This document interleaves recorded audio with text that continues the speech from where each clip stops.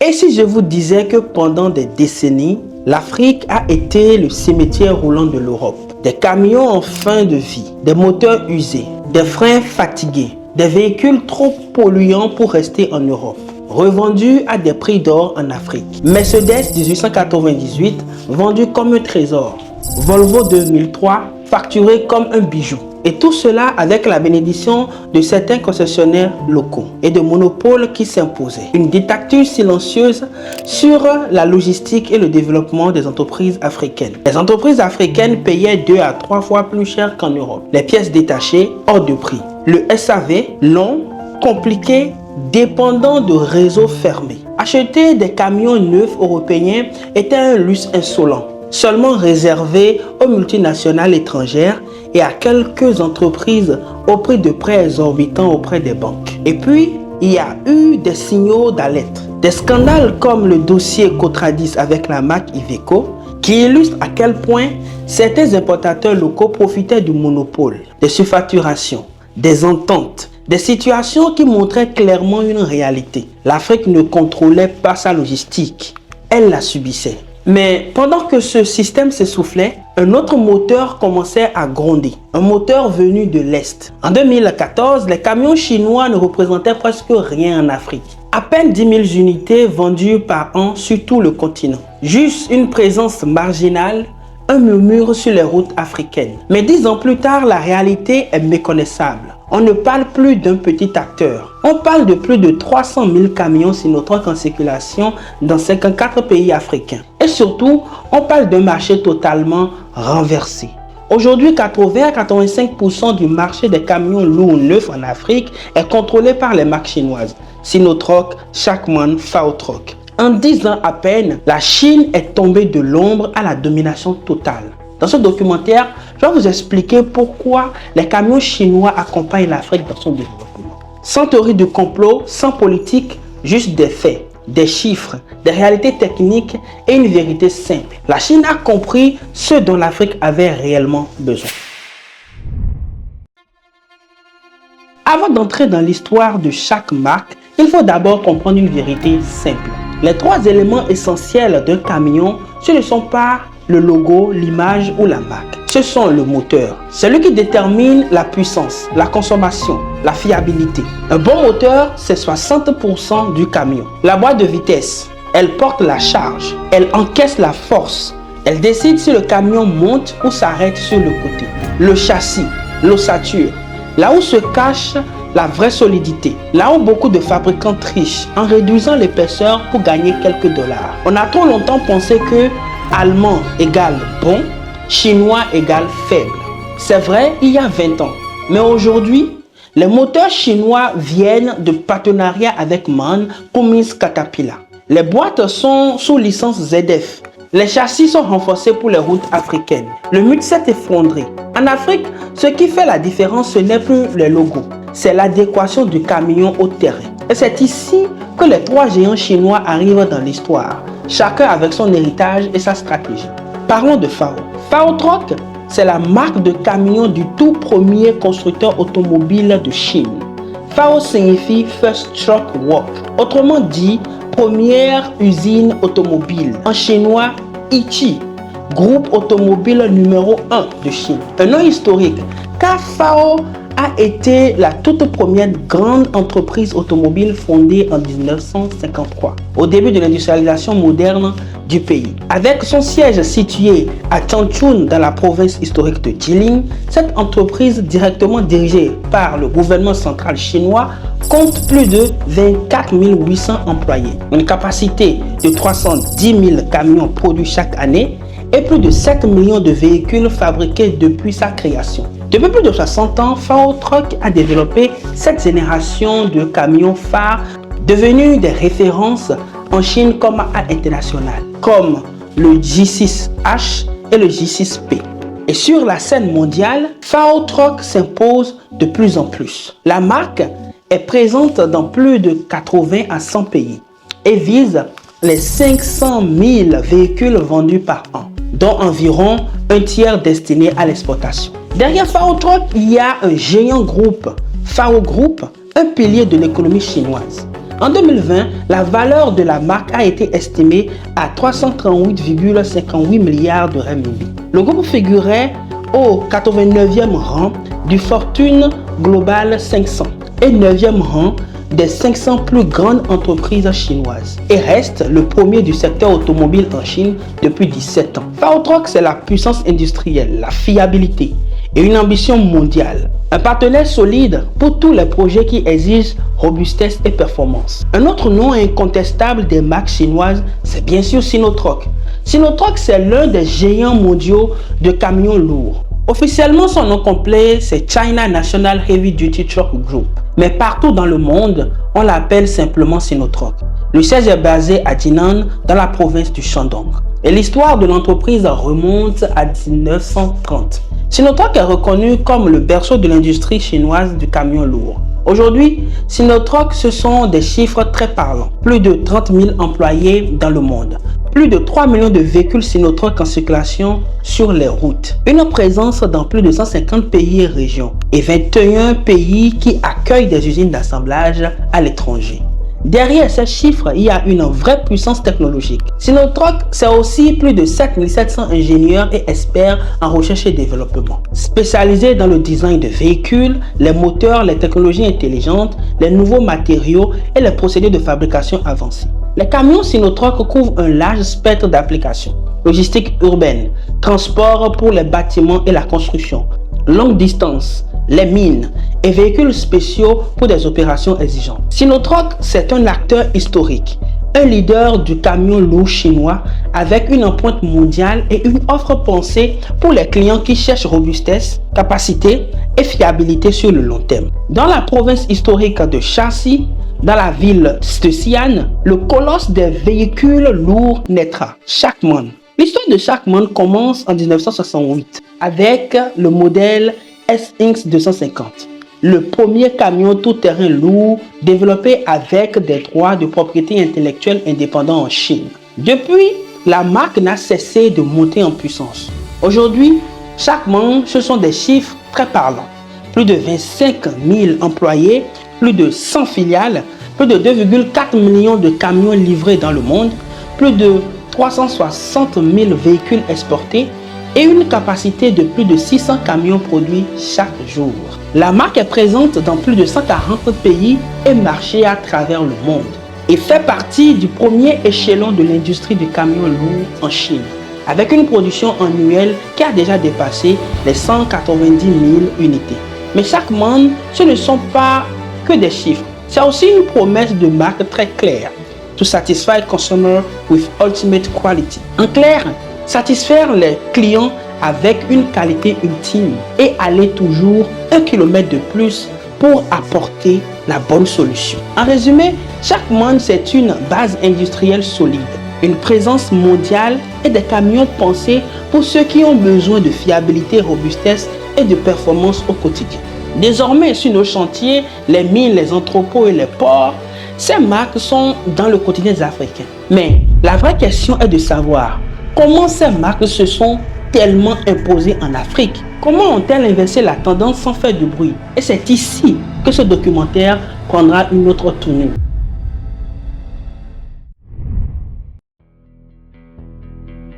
Contrairement à ce que beaucoup croient, les camions chinois ne sont pas arrivés en Afrique par hasard ou par opportunisme. C'est l'une des stratégies commerciales les plus intelligentes et les plus structurées des 20 dernières années.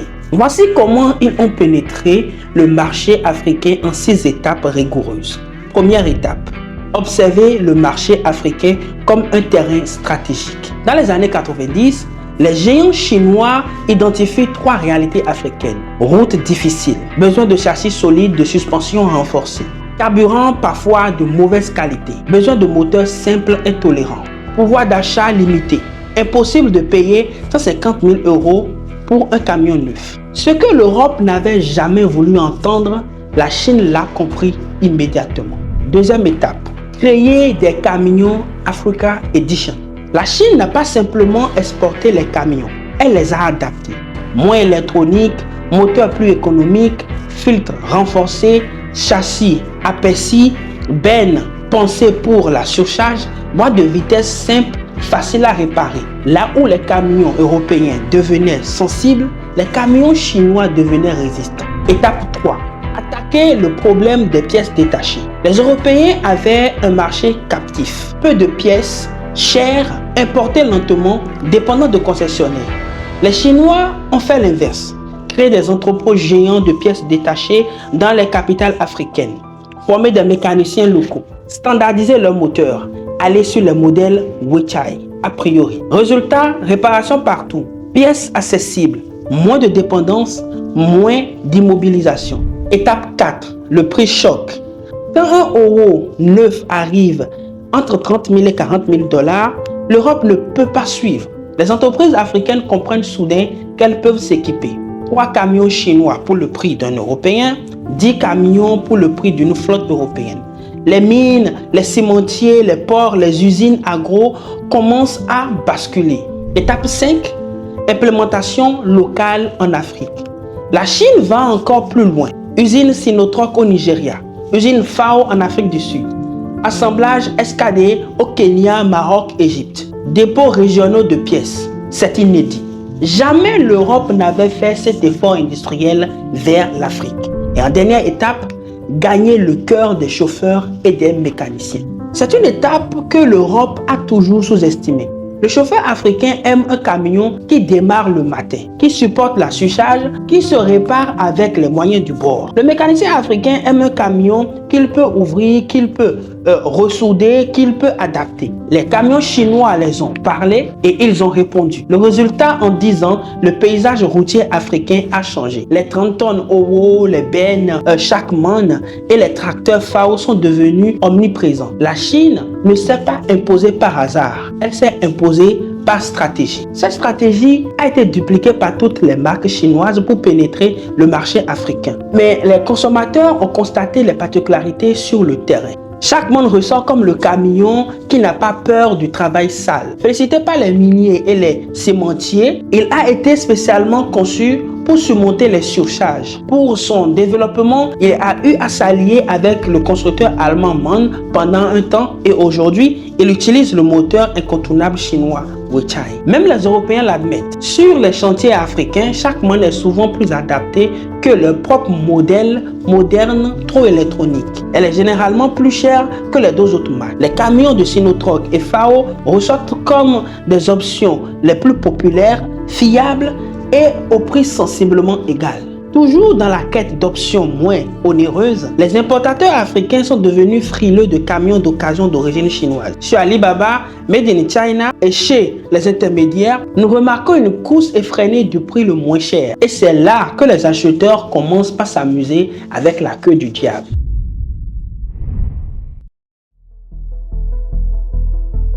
Aujourd'hui, une nouvelle tendance secoue l'Afrique. Le marché du deuxième main chinois. Les mini-usines d'assemblage low cost, les camions refaits, maquillés ou hybrides. Et ce marché a 2 faces. La première face, les opportunités. Le prix est imbattable. Un camion euro d'occasion peut valoir entre 15 000 et 25 000 $. Tentant pour une petite entreprise. Possibilité de remise en œuvre. Beaucoup remettent de nouveaux moteurs ou une nouvelle boîte. C'est une solution acceptable si le travail est bien fait. Mais voici le danger. Derrière ce marché, il y a aussi les pièges. Camions maquillés, nettoyés, repeints, mais à l'intérieur, châssis fissuré, pont fatigué, cabine rafistolée.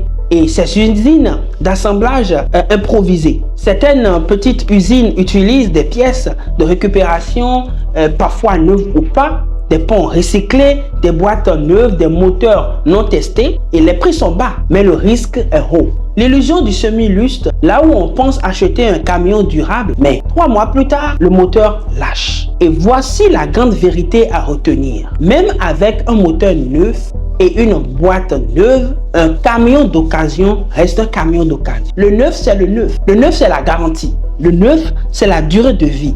Le neuf, c'est la sérénité. Dans ce marché complexe, entre marques chinoises, options techniques, deuxième main, mini-assemblage, il faut un guide, un véritable partenaire. Et c'est là que Sinofree devient indispensable. Sinofree aide à choisir la bonne marque selon le terrain. Chaque marque chinoise a ses forces. FAO, route logistique, fiabilité stable. Chaque MAN, chantier, mine, surcharge. OWO, polyvalent, puissant, avec des prix intéressants. Sinofri écoute d'abord ton activité, ton terrain, ton climat, ton budget, ta charge quotidienne. Puis nous t'indiquons la marque et le modèle parfait pour ton usage. Sinofri aide à choisir le bon type de véhicule. Nous savons exactement quelle benne pour la mine, quel tracteur pour les conteneurs, quelle configuration pour les routes cassées, quelle motorisation pour les longues distances, quelle boîte pour la surcharge, quel châssis pour la charge utile réelle. Nous ne vendons pas des camions, nous fournissons des solutions de mobilité adaptées à ta réalité. Sinofri a une relation privilégiée avec les usines et c'est notre plus grande force. Nous travaillons directement avec FAO, Shackman et Sinotruk, les fabricants de remorques, les dépôts de pièces officielles. Cette relation nous donne accès au meilleur prix, aux configurations sur mesure, à de la qualité vérifiée en usine, à la priorité dans les commandes et des pièces authentiques, à des informations techniques internes, à un contrôle de qualité à l'usine avant l'expédition. Aucun intermédiaire ne peut offrir cela parce que nous sommes l'intermédiaire direct entre l'Afrique et les usines chinoises. Sinofri protège ses clients du marché douteux. Nous avons identifié les bons deuxième main, les mauvais reconditionnés, les faux moteurs, les boîtes non authentiques, les châssis fissurés, les usines low cost et nous guidons nos clients pour éviter les pièges. Avec Sinofri, tu n'achètes pas un camion, tu achètes la tranquillité d'esprit. L'histoire du camion en Afrique, c'est une révolution. Le monopole européen s'est effondré. Les marques chinoises ont apporté le pouvoir d'achat. Le deuxième main a apporté la confusion. Et Sinofri apporte la clarté. Aujourd'hui, Sinofri est plus qu'un fournisseur. C'est le partenaire stratégique des usines africaines, la boussole qui oriente dans un marché complexe, le protecteur contre les mauvais deuxième mains, l'expert technique qui fait de bons choix pour toi, le pont direct avec les vraies usines chinoises. Avec Sinofri, l'Afrique ne subit plus le marché du camion, elle le maîtrise. Au-delà des camions, au-delà des marques, au-delà des chiffres, l'histoire que nous venons de raconter révèle quelque chose de beaucoup plus profond. L'Afrique avance vraiment lorsqu'elle choisit des solutions qui répondent à ses propres réalités. Pendant longtemps, le continent a subi des prix imposés, les technologies importées, des systèmes qui ne correspondaient pas à son terrain et à ses routes et à ses besoins et à sa capacité financière. Mais avec l'arrivée des camions chinois, l'Afrique n'a pas seulement changé de fournisseur, elle a changé de logique. Elle a dit, je veux ce qui fonctionne pour moi, pas ce qu'on me dit de prendre. Et cette simple décision a eu un impact monumental. Elle a réduit les coûts de logistique. Elle a mis fin au règne du deuxième main imposé.